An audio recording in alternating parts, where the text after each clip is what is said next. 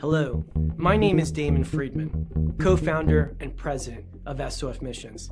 As a 20-year veteran within Special Operations, I've gone through many challenges due to my military service and time in combat.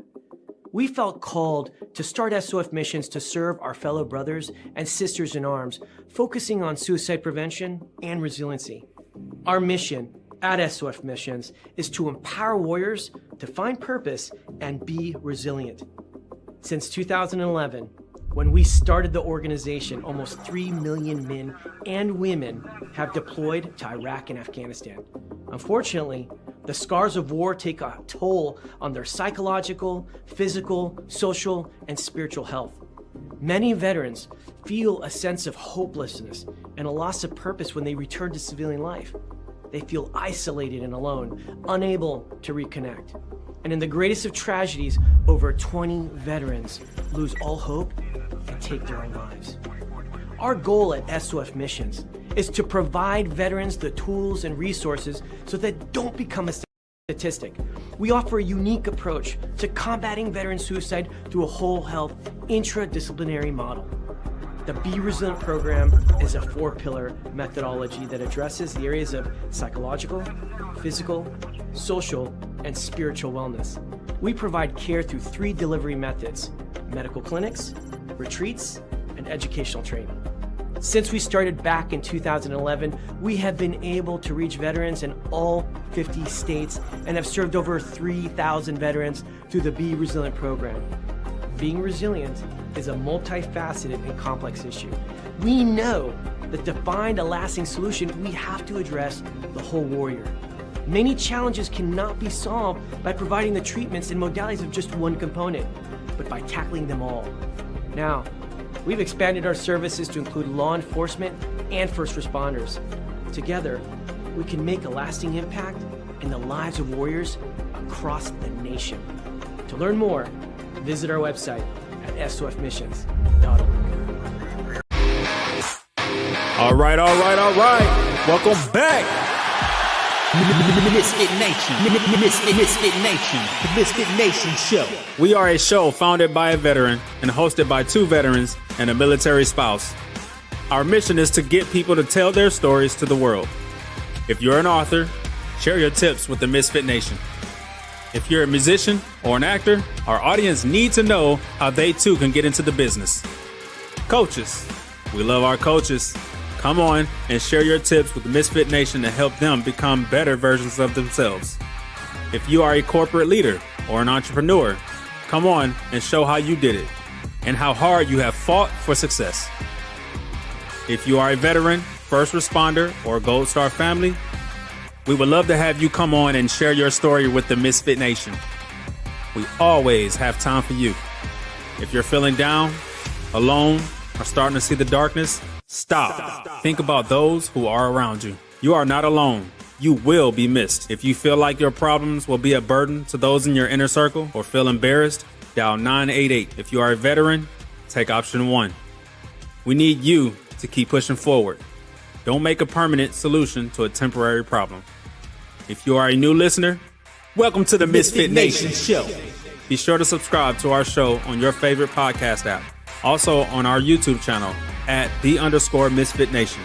Subscribe and click the bell to keep you up to date on our latest episodes and all of our news. You can also find us on Heroes Media Group and About Face Radio.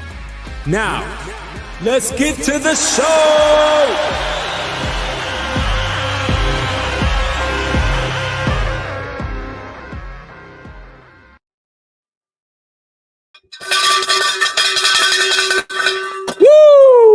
All right. Welcome back to our Sunday after dinner show. We know you have other places you can be tonight, but you chose to ride with us. We appreciate you for collecting your frequent flyer miles with the MisFitNation. Don't forget to hit that like, subscribe, and share button. Help us grow so we can reach more people, teach more people, and maybe help that one person you know to be with us tomorrow. Tonight we'll start off with a couple solemn news. First, Reserve Deputy Sheriff John C. Stahl III, Jefferson County Sheriff's Office, Indiana, and to watch Sunday. And of course, as the whole world knows, Specialist Sarah Beckstrom, military police officer, West Virginia National Guard, murdered on the streets of Washington, D.C. by someone that was let into our country. We don't know the whole story yet. We'll find out. I'm sure in probably 20 years, we'll find out the whole story. But let's keep Specialist Beckstrom in your thoughts, in your prayers, and her family, her brothers and sisters in arms that were on the street that day and in barracks that day that know her, love her. Keep them in your thoughts and prayers as they go through this crazy time in their lives. Tonight, we're bringing you a story of grit, humor, and historic firsts. Our guest is a U.S. Army veteran. She was part of the very first group of women in the nation to train co-ed with men at the Fort McClellan, Alabama, back in 1978. She became the first female military police officer that was a boxer. She served on the streets of Frankfurt with German police, later launched her own PI firm in Buffalo, and rose to the top ranks of AIG investigators. She's also an actress, comedian, presenter, a presenter at the VETTYS, and a proud grandmother of 11. Her journey is raw, real, and absolutely unforgettable. Let's welcome to the show, Trailblazer herself, Lori McVicar-Peltan. Welcome, Lori. Hi, how are you? It's good to be Good, here. Thank you so much for your invite. I appreciate it. It's great to have you here. It's great to connect with you on Cav Arts and get it to come to fruition coming here on my show. Hopefully I'm the first one you hit, and that'd be great. It's the first one I've been on. Thank you. Outstanding. So, Lori, I just gave basically the elevator pitch speech about you right there. If you don't mind, tell us a little more about you from as far back as you want to go to how we got here. Well, I lived in Buffalo growing up, and so I was on the streets when I was a young girl from the ages like 16 to 18, and my mother decided that it was probably a good idea, instead of hitching a ride to California to be a movie star and a comedian, to join the Army, that I would be safer.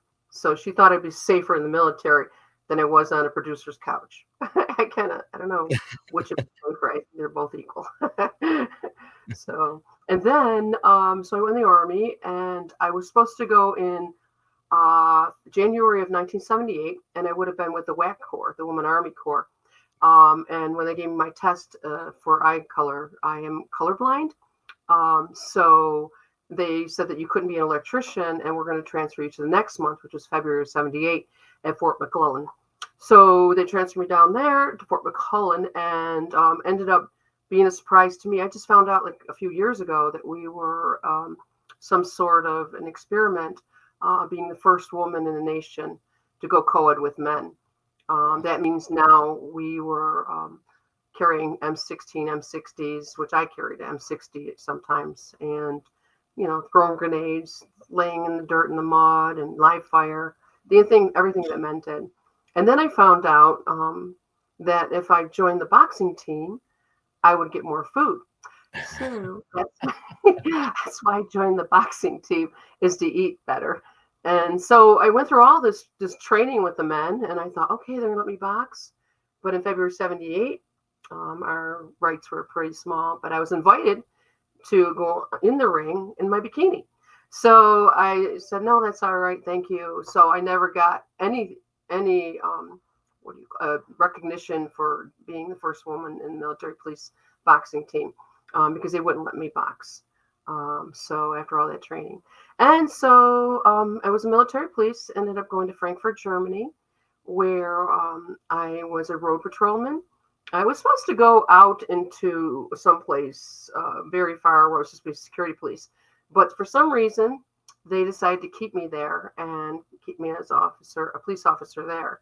And so I worked on the road, the streets with the Frankfurt police, and so we would go to Sachsenhausen, or we'd go to the Bahnhof, the train station. There was many places where we would work with the German Polizei. Matter of fact, they're scary guys. I can't believe the trouble they're having in Germany right now. Those guys are frightening. I don't know. Have you been to Germany yet? Just for a 30-day TDY.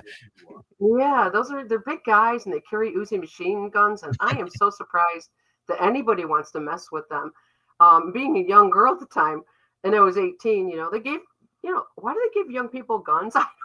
they here's a gun, here's a car with blue lights, you're a cop. I'm like, huh? So I hide behind the pullet side usually when they're kicking down doors and things like that. I would just like stand behind them. You go first. So that's when I first started being a police officer. It was pretty frightening. So then anyway, did that. As I found out about college while I was in the military. Nobody ever told us about college. When you're raised poor in the projects, people don't really think that you're going to go anywhere. So they don't tell you anything like that. So I learned about in the military. I was so happy to find out about going to school. And so I started there. And 16 years later, I graduated with a 4-year degree, but it took me a long time. And I suggest everybody try it.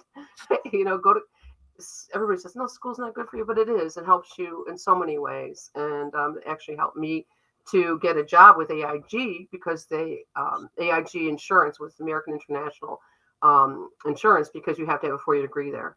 And then after working with them 9 years, I decided to go and work inside a law firm as an in-house investigator. Matter of fact, that's the reason I am an investigator.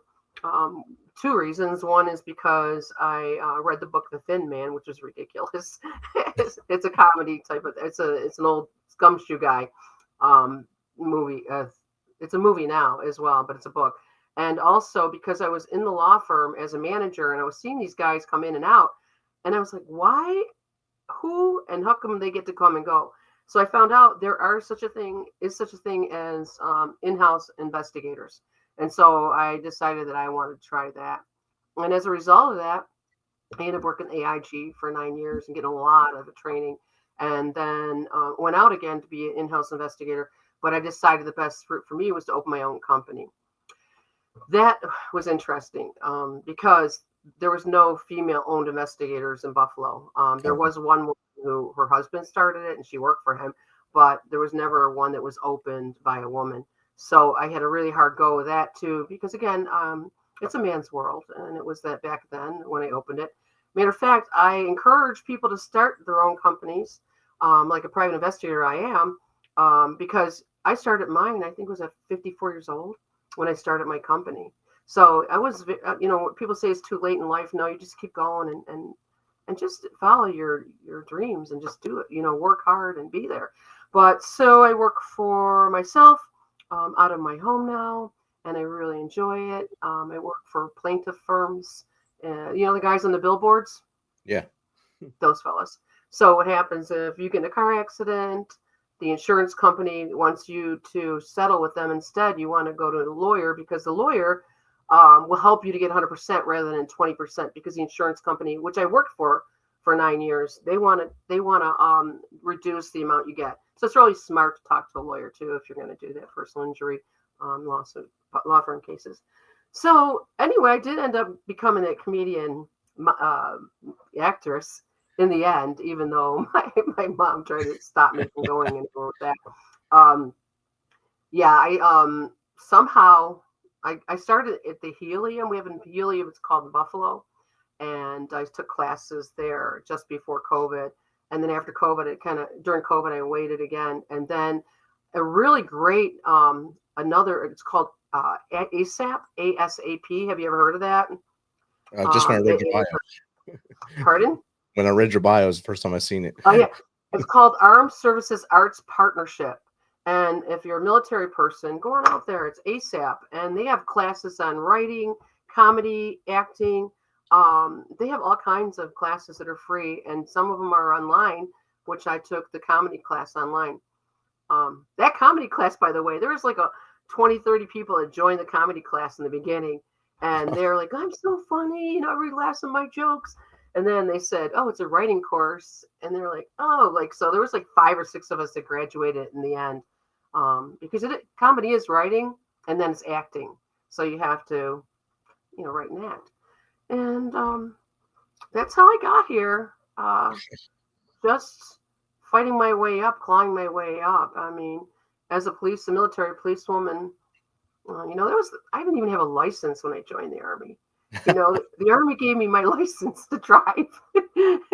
So if I've gotten stopped by police and I go, look, my first car I ever drove was a police car, where I learned to drive as a police car, doing 360s, So I'm sorry, is there a speed limit? I don't, you know what I mean? Because when you're a police officer, really, you should be, but there really isn't a speed limit. You just go as fast as you want where you got to go. I don't know. As a police MP, obviously you can do that. So, glory to God. That's all I can say. Glory to God. I'm a Christian, and that's the one thing that happened to me while I was in Germany. I was first in Frankfurt as a police officer, and then we returned to go to Augsburg, Germany. And Augsburg, Germany, is where a pastor came and knocked at my door. And he wrote actually a little story about me because he never felt so compelled to go to someone's home before, and to talk to them. And so he came to my house, and I was ready to go to the work because now I'm a civilian and I'm going to the PX to work. And I said, "Come on in." And my ex-husband and his friend were in there drinking and partying. And I said, "Come on in the house." And I shut the door behind me and went to work and left him with them.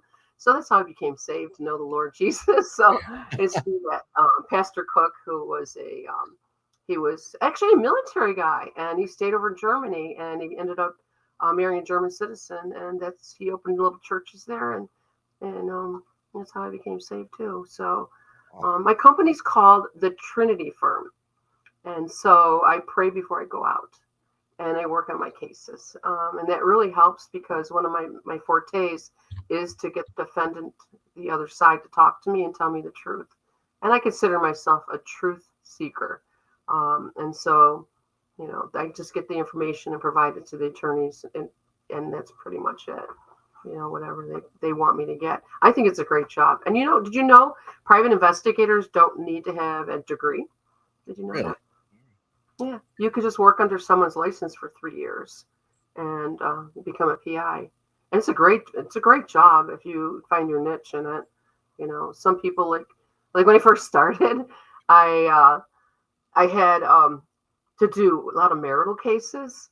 And so I learned to drop GPSs on cars like a ninja. It's like roll under the car, and put it on and leave. And that was when it was more I think it was legal. It was legal then, and they stopped it. Where now it's only for registered people. If you register the car, you can do it like a wife or husband.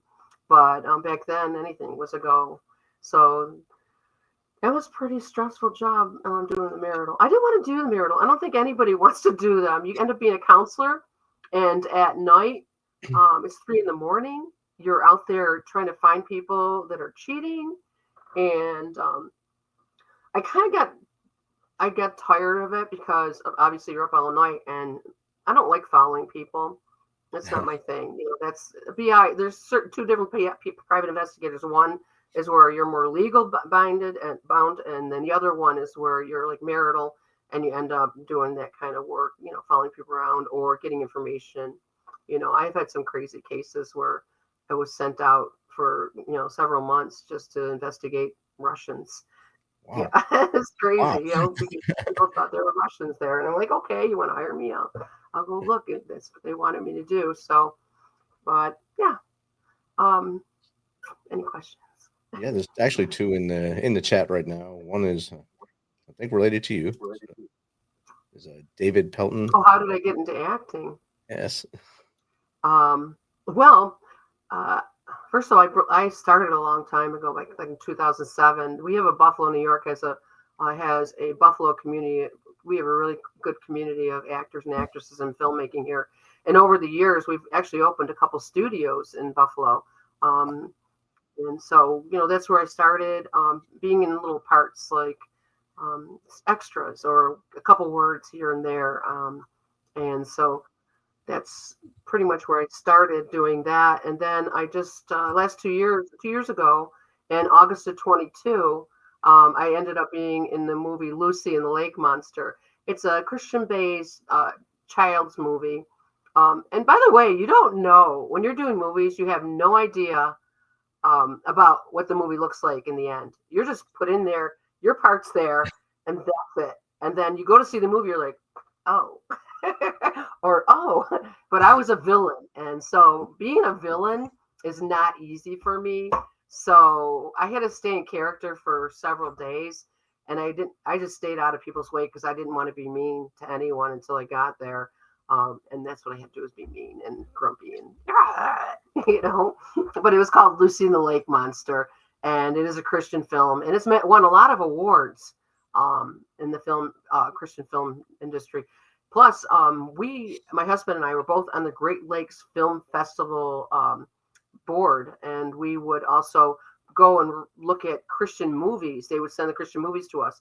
And so the Great Lakes Film Festival there's one in Buffalo. And I don't think they're doing it anymore for now. But what they do send all these movies to us and we review them. And then we would give them, awards and things like that.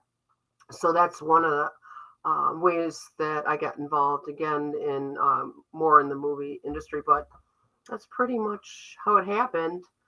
I've got an IMBD, but needs to be updated a bit.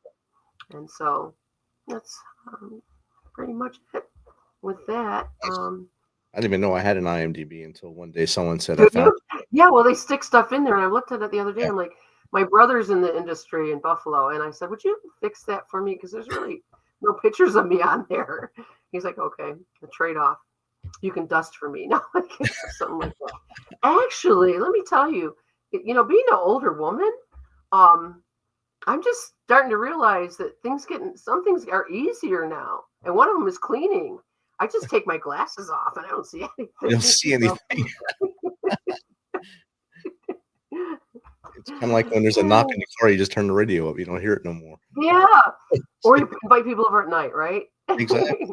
Make sure they don't have one of the things that I really, like one day I would really like change is I have military sexual trauma. It's MST. And I don't think a lot of people talk about that yet.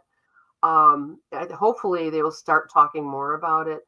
I know that the American Legion, I talked to a woman called Barrett, Tammy Barrett, and she went before Congress to talk to them on behalf of the American Legion for the veterans, for the VA, and ask them, to be more cautious and more identify better and look at the people that are with MST and help them.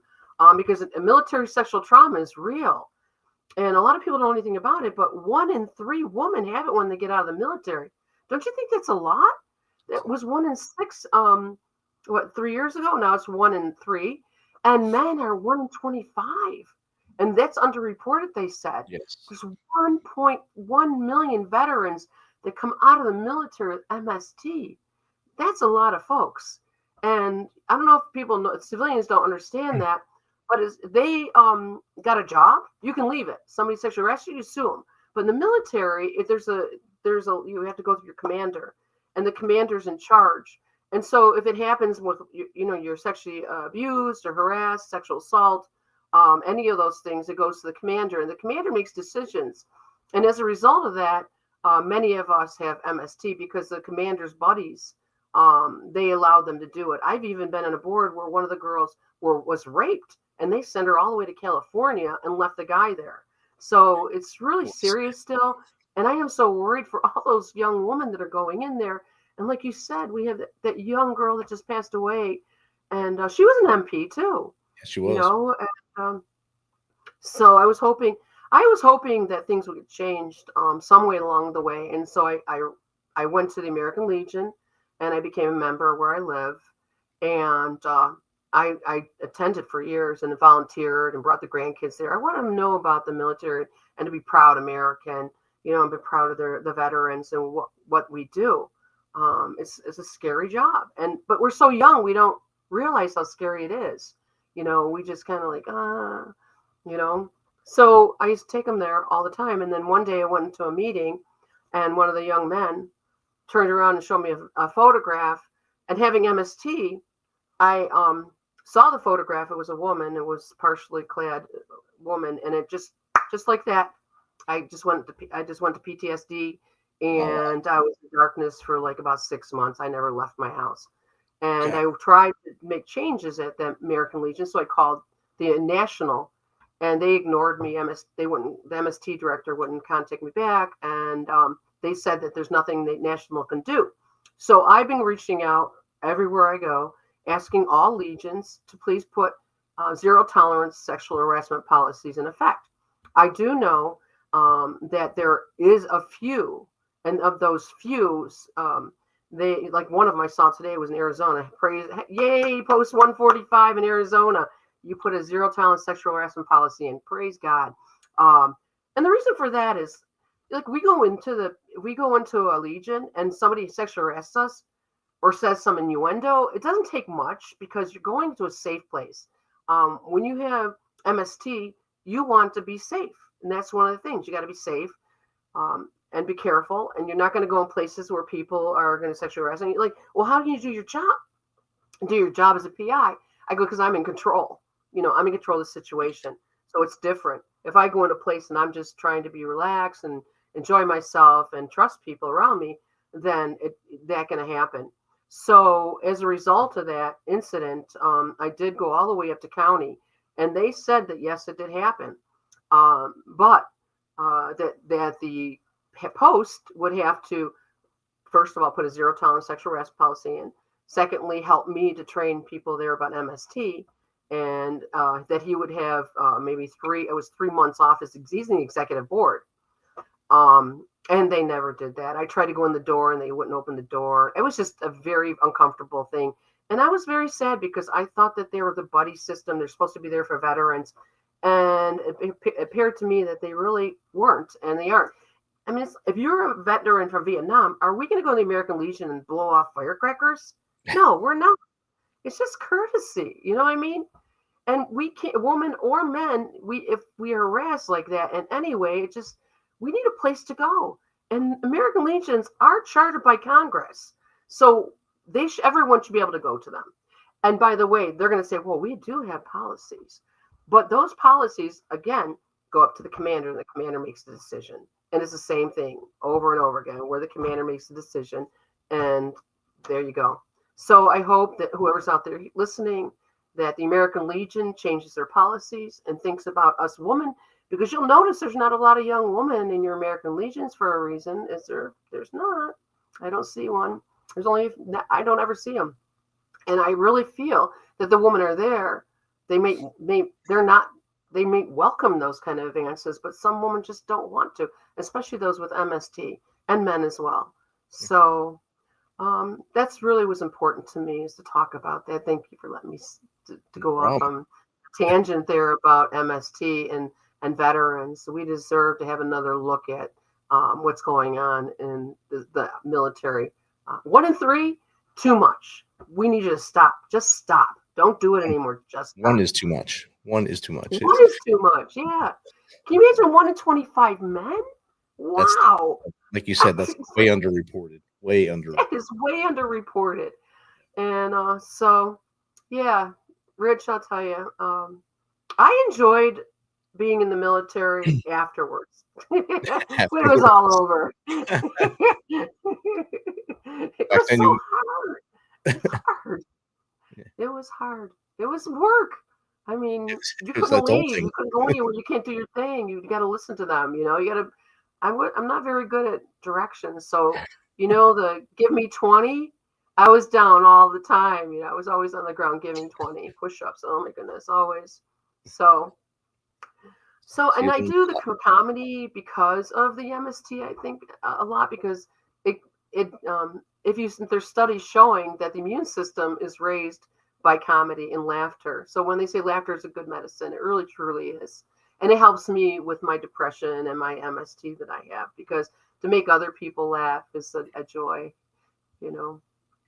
So definitely helps in getting out there and expressing yourself to kind of help you with yours, helps them with theirs as well. So like with our show, we highlight the good stories, of course, and we also want to bring to attention stories like MST that really happens in the military. It happens across, not just in the military. It happens, sexual trauma happens all around the world, but in the military, it's living in a fishbowl. And when you live in that fishbowl, you have good and evil in that fishbowl, and it happens every day.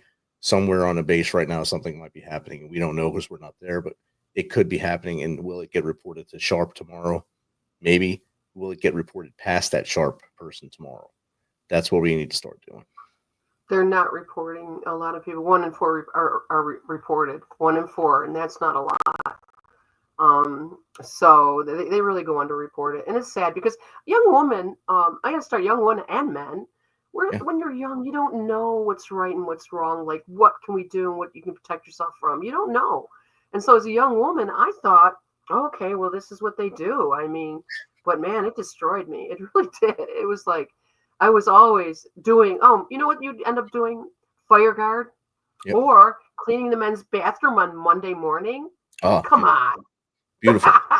Monday mornings in the men's bathroom, please. Are you kidding me? That's so gross. Those guys, oh my goodness. So there was a lot of punishment. It was just part of it. They would make you do other things too, you know. So it was just part of it. And when you came in, it was right after Vietnam era. So you had your leadership in Fort McClellan was mostly probably Vietnam veterans that were the NCOs. And then I don't know how many women were in your class. Probably not many, I'm guessing. Well, we did have one platoon in our class, and then there was 3 platoons of men. Yeah. So you outnumbered. Yeah. I was the front row guard. Yes. Running the a lot of people, if you're not in the military, you don't know what that is. But there's 4 platoons, and you're the one that stands there to stop the traffic, and then you got to catch up and be in front again. Yep. And so everybody is like, "How did you learn to run so fast?" Well, I was brought up in Buffalo, and I graduated high school from Kensington High School in 1976. And back then, there was a lot of racism, fighting and racial wars are still in my school. And so what they would do is the black people would put a whistle in their mouth where I live, and they would blow their whistle. They seen a white person, and they would come and they all together and attack. So as a result, I learned to run like a Kenyan. I run very fast. I run really fast. So yeah, it wasn't easy growing up during those era. And then you said Vietnam era, you know, those were the guys that taught me to do what I did, right. You know, and then remember, like we started thinking about it. Remember when people would get arrested and they were forced into the military? Yep. We think some of those people might have been rapists and things like that. You know what I'm saying? And that's why there was such a high incidence of it for so long. Some of those people should have never been in the military. They should have been in jail.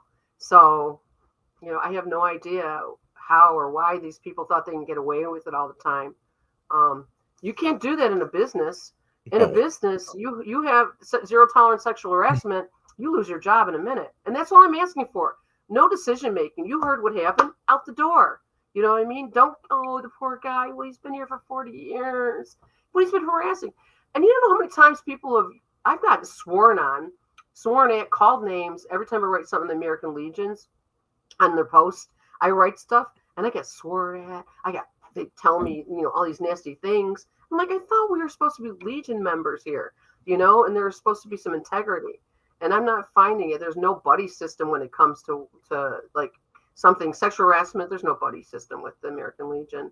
So same team. I don't know. You're all supposed to be on the same team with the Legion, and we are. I thought we were, but we're not. So I don't know. And each post is different too. So each, like you said, each post commander has some kind of authority over that post, and each post is different. Because I've only been in one American Legion since I've been in the military, and I walked in. I think I got lung cancer walking in. There's so much smoke in there, and it's like they were smoking. They were smoking to smoke. They'd put one as one's going out, one's getting lit, and I was like, "Oh my god!" And I think I had 2 beers. I said, "I got to go. I got to get out of here before I die." Yeah, and you know, the high incidence of people sexually harassing you when people are drinking too is really, you know, like 99% of the chance you're going to get sexually harassed if you're around people that are drinking. You know, and so I don't think they look at that. I was like, the men, they're in their 80s and they're saying, "My wife's never been sexually." Oh, please. Your wife's 80. Come on. You're never going to know when someone's sexually harassed. No one's going to tell you. You don't see it. Sometimes it's just a small thing and you don't feel it, but they do. You know, a look, a glance, a stare, you know, staring at you, like, in certain ways, you know, where you're not supposed to be staring, you know. And I don't wear provocative clothes either. I stopped all that years and years ago because of it. I didn't want to be looked at like that. So it doesn't even matter, I guess, what you're wearing. But I've learned a lesson. Yeah. And you know what else they did? Wait, you're not going to believe this. I put it on Facebook in my town about it. and they sent a black sports car in front of my house at 10 at morning and 10 at night that same day. And he revved his tires in front of my house, and he fishtailed all the way down the street and around. And then he came back at 10 at night. Someone said that was just a warning for me. Huh. So I live in this little town in East Aurora, New York, where the Fisher Price is here, though it's a great place for those kind of things. But, it's an old boys club, man. And I'm tired of it. I want more girls and women from the military to be involved. That's not fair. They need to stop. And you won't even. After that, I had tried to get my flag. Y'all get flags on streets where, your flag, it's your military flags, they go up. Your hometown heroes, right? Right. Well, the fellow that was in charge of the hometown heroes was part of the American Legion. And so by the time November 11th came along, he finally said, "Oh, we can't find the money. We can't find your." So my husband was such a kind guy. He went out. Shout out to David Pelton. He went out and he got me a flag, and he put it on the tree in front of my house. But my street's been cut off for 6 months because of work. And all of a sudden, out of nowhere, I get violation that this thing's on my tree. Oh, wow. After 2 years of being out there. And it has to be done down before Veterans Day. So tell me. Yeah. So now we take it. Then I write them and they go, "Oh, you can keep it up till after November 11th. You have to take it down." So we took it down. I can't wait to show them the next one. But is the craziest thing that happened. The man that sexually harassed me apparently ran into my pastor on the streets. And he came to the church that I only attended for 3 weeks because we transferred churches. He was behind me in the pew.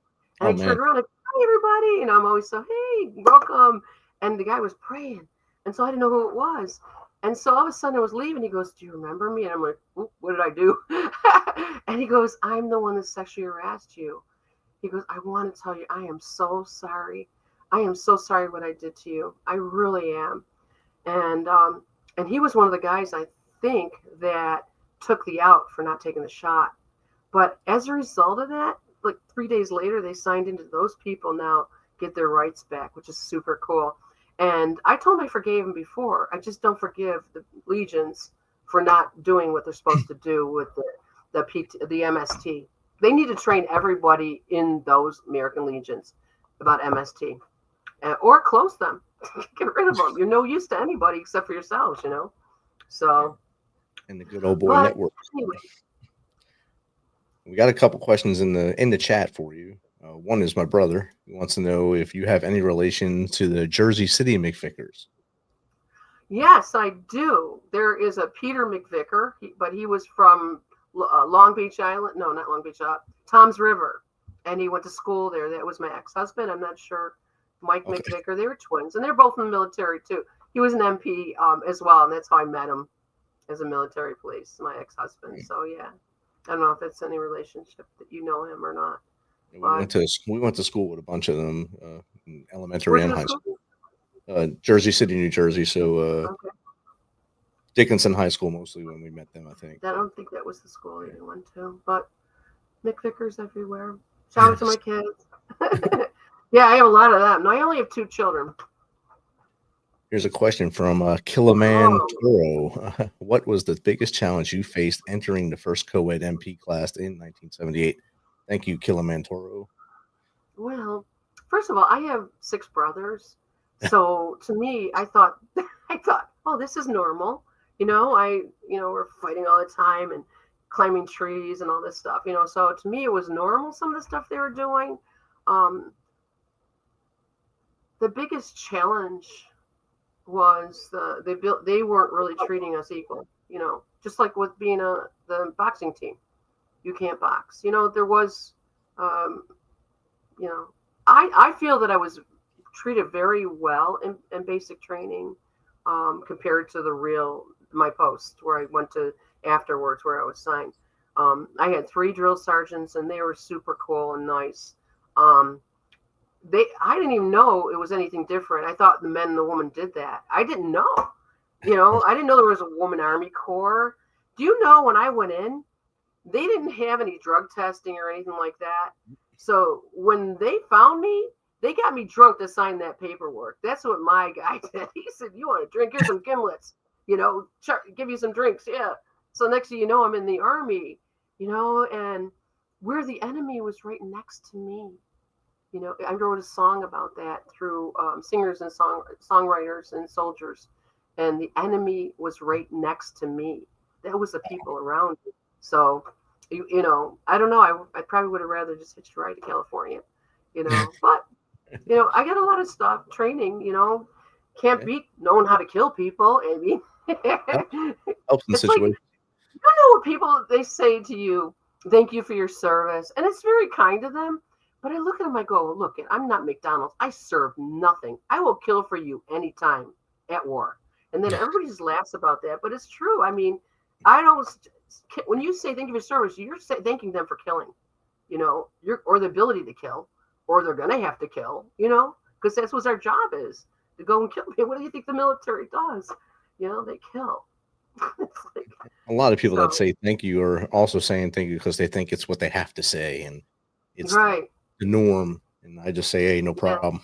Well, someone has to do it. Well, I said that to I was in New York City, and there was a bunch of generals sitting at the table, and I go, oh my gosh, I can go over there and touch some generals. Finally, I'm a civilian. And it was like about 3 years ago, and I went up to them, and they go, oh, they stood up and thank you for your service. And I go, kill for you anytime. And those men, they started laughing so hard that we're going to use that. No problem. We're going to use that. So those generals, those old salty dogs, they enjoyed that. They did. Another question from 256 Grilled Cheese. How has comedy and acting helped you heal or process past experiences? Oh, it's so good for your immune system. And you know what? It's very, very focused. I mean, you have to write. So you're always not thinking about other things if you're writing. So everywhere I go now, I'm thinking about funny things. What could be funny? And so that helps me with my disability, because instead of thinking of sad things or, think of being, like when you walk in a restaurant, you got to be the one in the corner face with your back to the door, away from the door and facing everything. And it's like, that is stressful. I'm always under stress. I'm always on high alert. MST puts you on high alert all the time. That's actually what the disease does. It puts you on high alert. So your body's always in fight and flight. And that's why you get sick. And it's internal. You get sick in your internal organs and everything else as a result of it. But it has helped me I just love it. It's just a lot of fun. I have a really fun joke. Okay, so I just got married 3 years ago. And I found out that they have this themes where you have to, if you're going to buy your husband an anniversary gift for the first year, there's these themes. And I have, so the first year there's paper, and the second year there's cotton. And I'm looking at it, I'm like, when is the diamond anniversary? I'm 64 years old. I find out it's 60 years. I go, are you kidding me? I am never going to ever get to this 60 years. And I think actually they need to change the way that they do things with the themes. Instead of 60 years, it should be 60 months. That's 5 years, okay? 5 years is the perfect time to get a diamond, okay? And it's actually just before the 7-year itch. But I found a way to get around that themes that they made up in the Victorian age, for goodness sake. We're still going by Victorian age stuff here. And so I got a way around the theme by going and buying my husband a nice card, and inside it, I put a paper receipt, and the paper receipt was for my diamonds. So that's how you get away with it your first year. You use a paper receipt for diamonds. Oh, you go buy your diamonds. So that is funny. But for me, at my 5 years, that's when I upgraded my wife's diamond. So I guess she got it at 5 years. Oh yeah, so you brought it up in 5 years. Are you older married people? We're 30 years married now, so 31 years now. Congratulations, yeah. That's beautiful. Marriage is important. I think people should marry. I think people should have tons of kids. They keep you busy, and you don't think about things because you're so busy doing that. And then when you're older, you're like, okay, what's my purpose? I did try to retire, and I had no purpose. So I had to get some hobbies, and one of them was comedy. And the other one is I do miniatures. I build little things, tiny things, goggles. And I make little furniture and little bags and little everything, just tiny things for like doll houses and things like that. Doll houses. Yeah. It just took me 1 year to rack up like 11 dollhouses in my house. My poor husband. Wow. Yeah, they come quickly. People are like, "Oh, you want my dollhouse?" Oh, sure, I'll take your dollhouse. So, but I didn't have toys growing up because I was in the projects and being the poor girl. You don't, I didn't have dolls or a bike or skates or anything. So when I got older, I get all the toys now. It's a lot of fun. But and comedy, really, if you're out there and you're listening, ASAP, go to it. There's so many free classes, and it's so fun to take these classes. And if you like stand up or you like comedy, again, it's writing. Nobody's a Nate Bargatze though. It takes a long time to get there, but yeah, it takes a lot to get noticed. But if you do get noticed, and you don't get noticed quick, like say Matt Rife or something like that. Oh, he's so funny. It skyrockets. But if not, you ride behind him a little bit until you hit that button. I learned that you can't do crowd work on Zoom. So it is hard. It's real hard. I can talk to you, Rich. Hey, Rich. You don't get a feel right away of what's going on.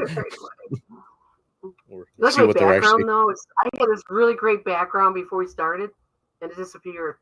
So I'm at the brickyard now. That's nice. You got That's good actually color bricks too.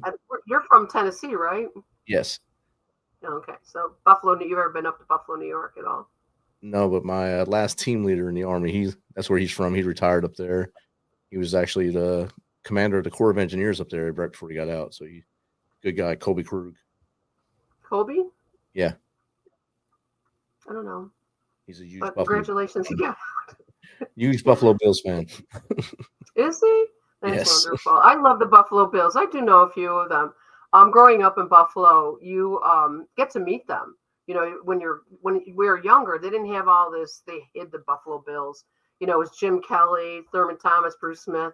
Those guys were out and about wherever you went. Those guys would be up to 4 and 5 in the morning drinking and then go play. So I remember those days. And the other day I was looking at a picture I had, and I'm like, oh, look at this picture of me. I'm young. And I turned it over. This picture was taken by Bruce Smith. I'm like, oh my God. He took this picture. Where was I when I remembered that? And then my husband and I went to Mexico with Thurman Thomas. I don't know if you know him. Okay. He's an old timer. And I set my husband to sit next to him during the dinner. And we all prayed, because we all pray. And he had to hold on to Thurman Thomas's hand every night for like 5 days for prayer. And I go, well, how was his hand? I thought it was funny because that's where I put him. I thought it was funny. But anyway, and he goes, he's got soft hands, Laura. He's got real soft hands. They're fabulous people. His wife's an artist. They're great. They give here in Buffalo. They give a lot to people here in Buffalo. We just really appreciate a lot of the Buffalo Bills that are left here. Matter of fact, we just had I'm in East Aurora. East Aurora is a very small town outside of Buffalo. And we have the Fisher Price Toy Factory. Actually, if I put my window down, I can see it from my house down the street. So we're that close. And so they had a Fisher during the summertime. My husband and I were driving up the street, and I looked to the left in the summer. And I go, oh my God, there was snow everywhere on the left side of the street because it was a Christmas movie.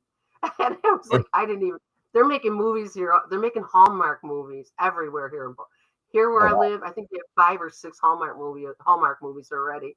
So yeah, it was pretty funny. But they had a big parade here too. Huge parade. I had like 4,000 people out there for this movie. Wow. Yeah. So a fake parade for the movie had 4,000 people? No, it was an actual parade after the movie was going to come out. Then they had a big party for it, and a parade, and everyone was out there. So that was funny. I missed the parade though. I filmed a movie here for Nicole Kidman a couple of years ago. It had to do something with tulips or something. It was something from Michigan, but it was filmed here. And they had a tulip festival parade, and they put all fake tulips downtown, and they hired all the extras to be in the parade and be on the side. And that was probably the biggest parade we had here ever. So it was amazing. Only in the movies, right? Yes. I don't know if we've ever had a parade like that. Well, when we do have a parade here, we have, Fisher Price toys, the wooden ones. Yeah. Well, they have huge ones. They're like 7, 8 feet tall, 10 feet tall. And so they have them all outside the building right out there right now. and they have lights, spectacular lights out there. But so they pull those through our parade every year. Those big things out through there. Outstanding. But it's a nice place to visit. Very cute town. I just wish they weren't so heavily involved in American Legion. Me and American Legion, we're gonna square off one day. I'm gonna see you up. Boxing gloves back on. Here we go. That's right. I do have boxing gloves, but still. Baby Joe Macy. Did you ever hear of Baby Joe Macy? He's from Buffalo too. Oh, yeah. I ran into him not too long ago, and I go, I got a pair of your gloves with your signature on it. He goes, I don't even have a pair of my gloves. I go, oh, okay, you can have them if you really want to, but you want to buy them? Yeah, I was about to sell them. Yeah. But let's see. Take one last question from the audience here. It's from, I think it's supposed to be Salami Sandwich at Salami Sandwich. What advice do you give to women, especially veterans, who want to reinvent themselves later in life? Thank you, Salami Sandwich. Thank you, Salami Sandwich. Sandwich. Sandwich. Like I said, I went to school 16 years part-time and full-time raising those kids. And one day I woke up and I said to myself, open a private investigation company. I don't know where I got that from, but I did. And when you think of something in your mind, you hear something in your mind, it's kind of like God talking to you. Do it. Don't be afraid. And I did it. I couldn't believe I did. I've been in business since 2010 and I'm still getting work. So first of all, not being afraid. You can't be afraid, and especially when you're in the military, how are you gonna be afraid if you've been in the military? I mean, we're so bold. Come on, aren't you bold, Rich? Yes, you are. Sure. Yeah, so they teach you things, but that would be it. I would say to take some classes, get involved. If you're military, there's so many groups out there. I have 4 pages of free stuff to go, from going to, do you ever go to any of those retreats? The retreats help out a lot too. So to reinvent yourself though, get healthy, don't drink and party, stay away from the people that are going to be negative towards you. Write down your goals. You have to have that down. I actually made a one of those boards so that I could put all my dreams on it. And that's one of the things that I did. And that just having positive, writing it down. They say if you don't write things down, you can't be successful. Exactly. And that's the number one thing is keep writing it down. And then I say pray. I pray all the time about everything. And I think prayer works. And I think being in Christ and loving the Lord is so much easier and being at peace. I feel sorry for people that don't know the Lord because, they have a hard life, a real hard life. It's just a lot of we have struggles, but our struggles are to help later on in life. Something's coming later from your struggle. So just like when I was sexually harassed and I ended up being in PTSD for so long, I said, why me? But if not me, who? He put me there because I'm a strong woman. And all you women out there, you're stronger than you think you are. You just be strong in the Lord and you have purpose. And your purpose, just think about, like, if you dream of something, write it down. And even if it sounds crazy, like me being a private investigator and being with all those men out there, and they were taking people to strip clubs and Bills games, and all I had was a coffee cup with cookies to go to the door. So don't ever be afraid. Fear not. That's what I say. Reinvent yourself. Fear not. Get healthy. Exercise. Oh my gosh, exercise helps so much, and especially when you're a veteran with PTSD. It really does help. Definitely. But right, Lori, our hour has flown by, mostly because of technical difficulties, but where time has flown by. And how can people get in contact with you if they want to have you on their show or just to chat with you like we just did? I am at Lori McVicar at gmail.com. That's LORIMCVICAR at gmail.com. You're welcome to write to me, and I'll be glad to help you in any way I can. If you need prayer, I'm there for you. We have to glorify God for all this that we're going through. All us veterans that were alive, and those are deceased. We pray for their families. And right now, we're in a tough spot. in Yes. America. And I hope we all rise up and be strong. And our final question for you, which you kind of answered just before this, but it'll help just to number them. But what's 3 things that the Misfit Nation can start doing tomorrow to be better people? Well, I think that you are already being better people by bringing people on here to talk about our life and our lifestyles, and I think that's wonderful. Prayer. If you don't know about prayer, pray for everything you do, everything, because you're going to hear a voice in the middle. It's not going to be the left or the right. The Bible says it's going to come from the front, and you're going to hear that voice. It's going to tell you to do something, and you try to ignore it. Listen to that voice, I say. And that's pretty much it. 3, just keep inviting people that, like I'm a misfit. I started off as a misfit. I am a misfit. So, and I appreciate, I'm a loner too. I don't know if people even know, I'm pretty much a loner. So, misfit loner.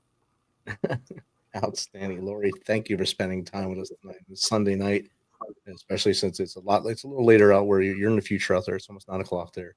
So thank you for hanging out with us, and thanks for sharing your story. Hopefully tonight our talk was able to reach one person and maybe teach them something to help them do better tomorrow. Yeah. And I just want to encourage young women out there and men that are being sexually harassed.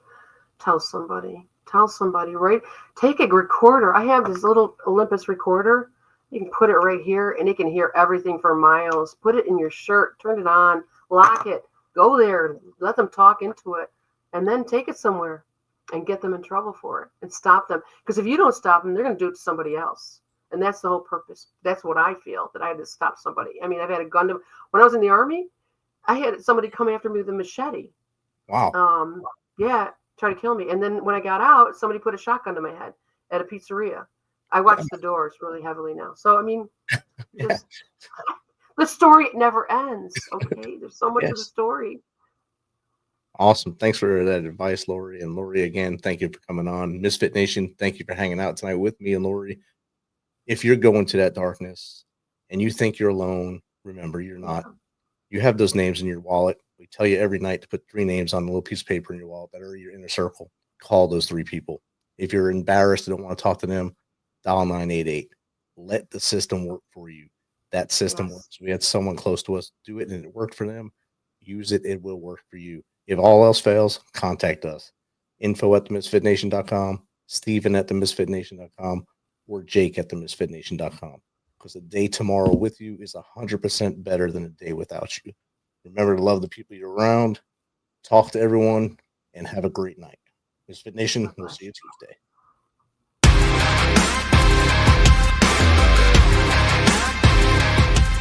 Thanks for checking us out and being a part of the Misfit Nation show. Don't forget to visit our website at themisfitnation.com. That's themisfitnation.com. Check out all our past episodes and get some of the great Misfit Nation gear for you and your family. As always, be humble, stay hungry, and keep hustling because we are